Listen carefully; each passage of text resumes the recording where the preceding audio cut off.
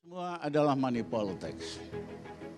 Ya, kita perlu segera ubah sistem pembiayaan partai politik kita.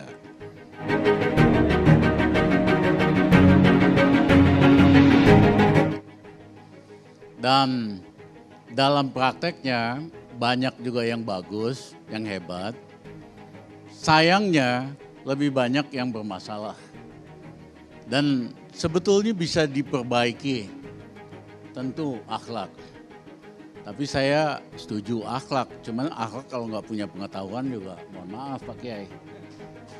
Ya, kami berapa kali jadi di Rut Bulog dalam waktu 1 tahun, untungnya kita naikin 5 triliun. Kami jadi Preskom Semen Gresik 2 tahun, untungnya kita naik 800 miliar ke 3,2 triliun. Kami Preskom di BNI dalam waktu 1 tahun, untungnya kita naikin 87%, paling tinggi dari semua. Dan sebetulnya ilmunya nggak sulit-sulit banget. Harus punya visi yang clear, strategi yang jelas, cari orang yang bisa execute gitu. Nah kadang-kadang kita nggak nyambung, visinya bagus-bagus. Karena visi hanya alat kampanye, alat buat dapat dukungan politik. Strategi nggak nyambung untuk mencapai visi. Kemudian penunjukan personal ya, kagak ada hubungannya. Ini hanya thank you note kepada yang berikan dukungan politik, thank you note kepada yang nyumbang. Itulah kenapa kita susah walaupun negara maju dengan segala potensi, paling kaya di Asia, selalu jadi negara yang miss opportunity. Negara yang kesempatan ada hilang. Karena ada inconsistency antara visi, strategi, dan implementasi, dan personalia. Sistem komunis, kita boleh nggak suka, tapi recruitment of leadership-nya bagus. Orang dites dulu, jadi kepala kecamatan, sekretaris partai, terus naik. Begitu datang di top, you get the best. KW1, kita boleh nggak suka sama Xi Jinping, he is a leader yang cocok buat kita. Demikian juga dengan sistem demokratik Amerika. Kompetisi yang betul-betul bagus menghasilkan the best, KW1. Kita boleh nggak suka dengan Trump, gayanya vulgar sekali, kasar, brutal, tapi dia achieve mission dia, yaitu American First. Cina yang naik tajam, dia blok supaya lebih flat. Amerika kembali jadi kekuatan menentukan di dunia. Yang kedua, ekonomi, pengangguran, upah, pengangguran paling rendah, upah tinggi. Ya, sehingga orang buruh tradisional di Amerika yang biasa dukung Demokrat malah pilih Trump. Kenapa bisa terjadi? Karena ada konsistensi antara visi, strategi, dan personalia. Di kita sistemnya ini, mohon maaf, visi hanya alat kampanye aja buat nyenengin orang supaya milih kita. Strategi nggak nyambung. Misalnya visinya supaya ada kedaulatan pangan, supaya kita kurangi import. Strateginya import jor-joran. Sehingga nanti petani 6 bulan belum bisa panen, karena kemarin terlalu panas. Saya mantan ketua Bulog, Pak. Jadi baru bisa nanam bulan Januari. Baru bisa panen nanti bulan Mei Juni. Pada saat itu Bulog nggak punya uang, Erik. Bolong 3 bisa-bisa, petani kita betul-betul akan susah. Kenapa? Karena strateginya kebalik dengan pidato.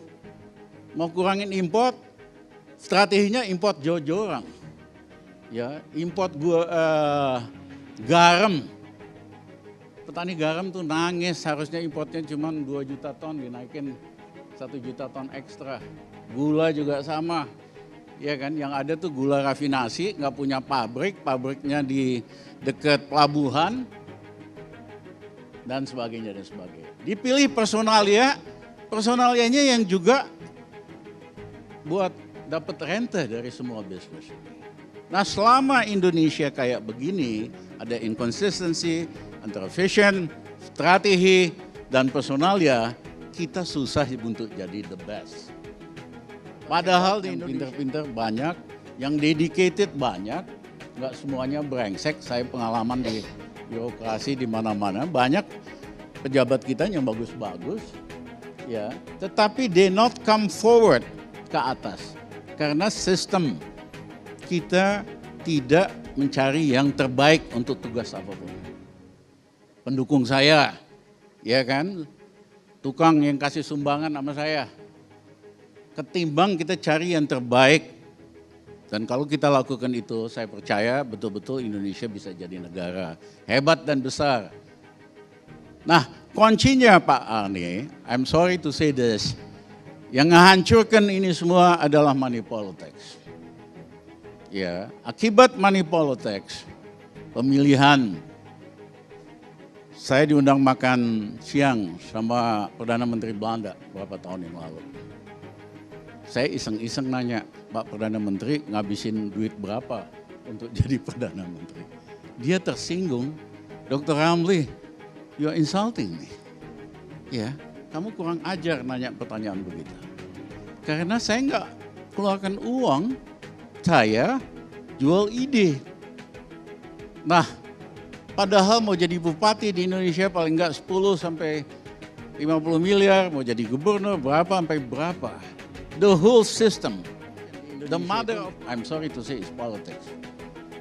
Oleh karena itu menurut saya sudah waktunya partai-partai kita, politik kita biayain saja oleh negara. Seperti di Eropa, seperti di Australia, di New Zealand. Ya, dan nggak banyak, saya hitung cuma perlu 6 triliun satu tahun. Mereka nyolong rame-rame, partai-partai ini, estimate saya 50 sampai 70 triliun satu tahun. Ya, kita hentikan, kita ubah kriminal demokrasi ini jadi demokrasi yang amanah, yang good governance. Sehingga orang-orang baik, orang-orang bagus bisa masuk ke dalam sistem, menghasilkan the best for the country.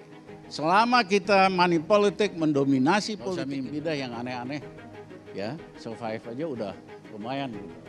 Saya kira Pak Andi jauh lebih jago urusan ini sama saya tadi. Pak Andi, coba dong Pak. Jadi kita perlu segera ubah sistem pembiayaan partai politik kita. Nah, tetapi tidak bisa hanya dibiayai negara, sementara partai politik dikelola bagaikan perusahaan keluarga. Ya, mana bisa kita teriak demokrasi tidak dirun dengan demokrasi. Jadi kalau dibiayain oleh negara 6 triliun, syaratnya ADART partai-partai harus diganti, harus ada demokrasi internal. Sehingga siapapun masuk PDI bisa jadi ketua umum. Siapapun masuk Demokrat bisa jadi ketua umum. Atau Gerindra atau apa. Ya. Terus ada jadi demokratisasi internal partai. Negara bantu proses ini. Jadi demokrasinya itu bukan pidato-pidato doang, menjadi praktek kebiasaan bagaimana kita mengelola negara. Terima kasih Pak Pardi. Terima kasih.